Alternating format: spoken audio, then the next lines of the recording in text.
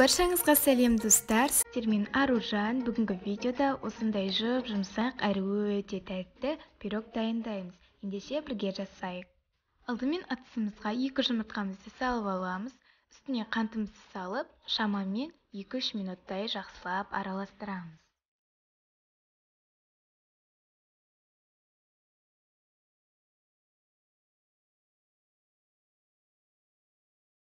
Араластырып болғаннан соң біздің массамызға ванильный сахарымызды саламыз және осыны 10-15 минутқа жақсылап араластыратын боламыз. Біздің массамыз 2-3 есеге ұлғаюы қажет. Жақсылап араласқан массамызға сүтімізді құямыз және сұйық майымызды құямыз. Осының барлығын миксердің көмегімен жақсылап араластырамыз.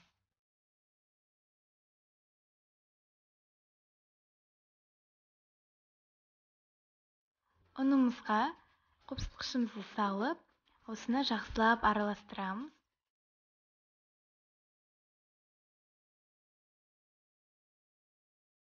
Массамызға аз-аздан салып миксерлейміз.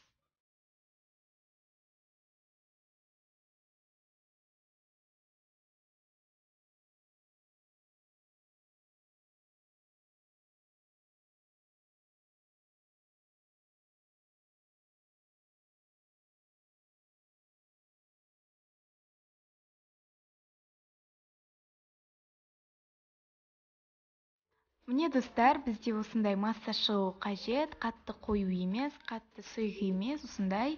Енді осы массамызды формамызға құямыз, тек жартысын құямыз.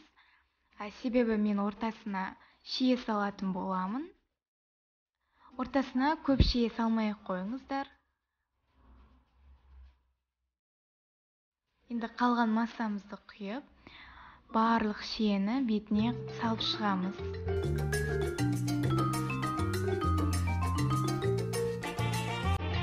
Пирогымызды алдын ала қызып тұрған пеште 180 градуста 30-35 минуттай пісіріп аламыз. Міне достар, біздің пирогымыз дайын, өте жұмсақ әрі өте керемет болып шығады. Дәмі енді сөз жоқ, керемет.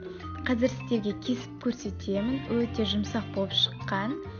Сіздерге ұнайды деген ойдамын. Егер де сіздерге шие ұнамаса, ішіне басқа да жемістерді салуға болады. Қараңыздар, қандай керемет. Жұмсақ болып алынады. Жасап көріңіздер, өте керемет.